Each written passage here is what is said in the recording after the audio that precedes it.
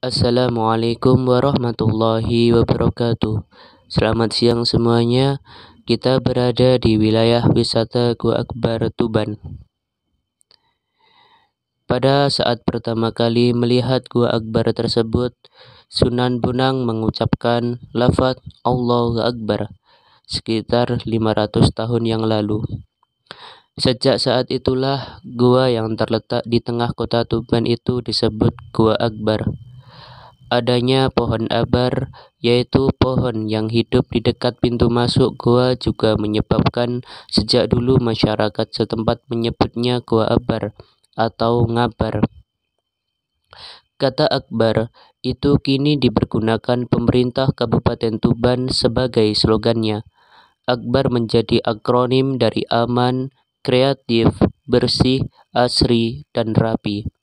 Namun, ada juga sumber yang menyebutkan kebalikannya. Akronim itu muncul terlebih dahulu, baru setelah mulai dipugar tahun 1996,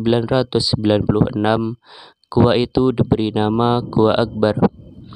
Gua Akbar memiliki berbagai nilai religius.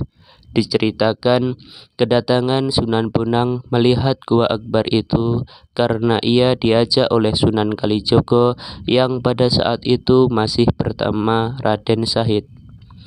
Menurut cerita di relief tempat wisata Gua Akbar yang dipugar tahun 1996, Raden Syahid yang adalah putra Bupati Tuban ke-9 yang bernama Wilotikto diusir dari rumah karena berkelakuan buruk dan disebut dengan nama Brandal Lokajaya.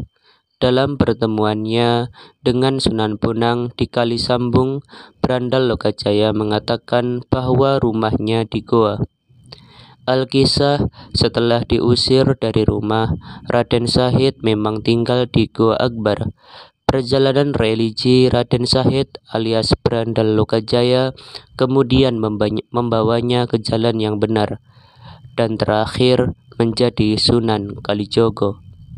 Beberapa tempat di Gua Akbar dipercaya sebagai tempat Sunan Kalijogo dan Sunan Bonang pernah bertapa, seperti Ceruk yang diberi nama Pasepen Koro Sinandi, yaitu tempat pintu yang dirahasiakan.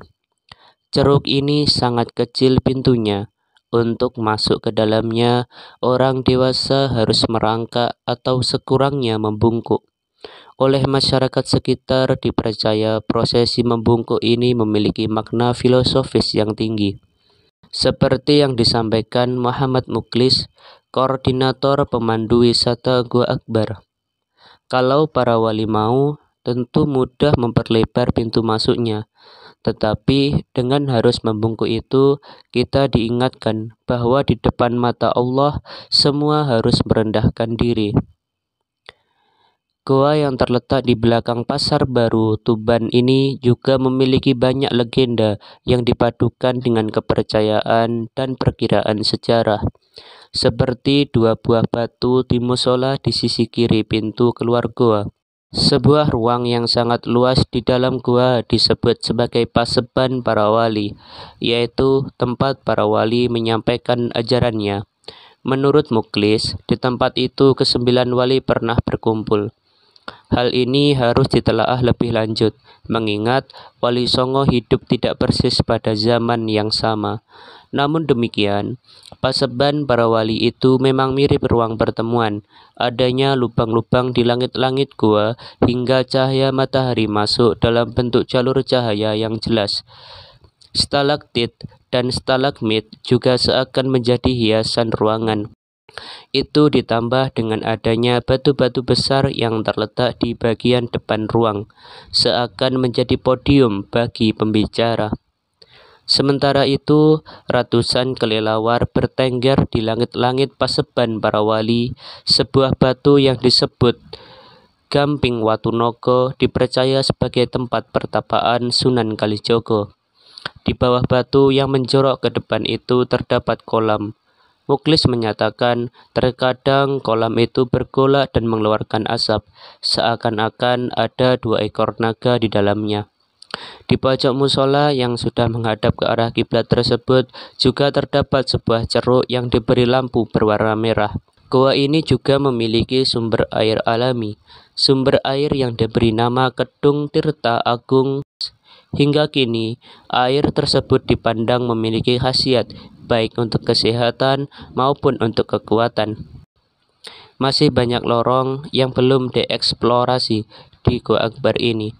Wajar saja jika Tuban digelari kota seribu gua, apalagi dengan struktur tanah yang banyak mengandung kapur. Tidak heran juga jika gua-gua di Tuban ini memiliki stalaktit dan stalagmit yang indah. Legenda ini bisa saja memiliki nilai kebenaran, mengingat ditemukannya prasasti Malenga dan prasasti Banjaran yang bertahun 1052. Menurut penelitian arkeologi, diperkirakan Gua Akbar sudah berusia lebih dari 20 juta tahun. Ditemukannya fosil binatang laut seperti kerang di batu-batu dan dinding gua itu menguatkan posisi Gua Akbar sebagai gua fosil. Hingga kini, fosil-fosil di batu tersebut dapat dilihat dengan mata telanjang karena memang tampak jelas.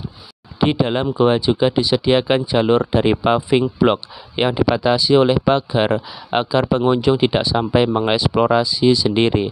Di berbagai tempat dipasang lampu-lampu warna-warni yang walau kurang biasa menunjukkan tekstur gua, namun cukup membuat suasana nyaman.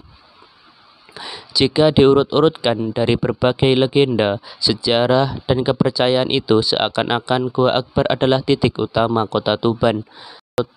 Jarang memang sebuah gua berada di tengah kota, dan dengan adanya cabang-cabang yang berhubungan dengan beragam fakta lain, kedudukan Gua Akbar mungkin dapat ditinjau tidak hanya lewat sisi arkeologi saja. Namun, di balik berbagai cerita-cerita yang merupakan percampuran dari berbagai legenda dan kepercayaan itu, Gua Akbar tetap merupakan tempat yang sangat penting.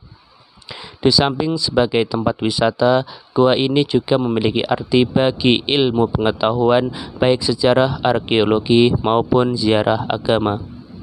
Sekian dari penjelasan ini. Apabila ada salah kata, saya mohon yang sebesar-besarnya. Wallahu a'lam bishawab. Assalamualaikum warahmatullahi wabarakatuh.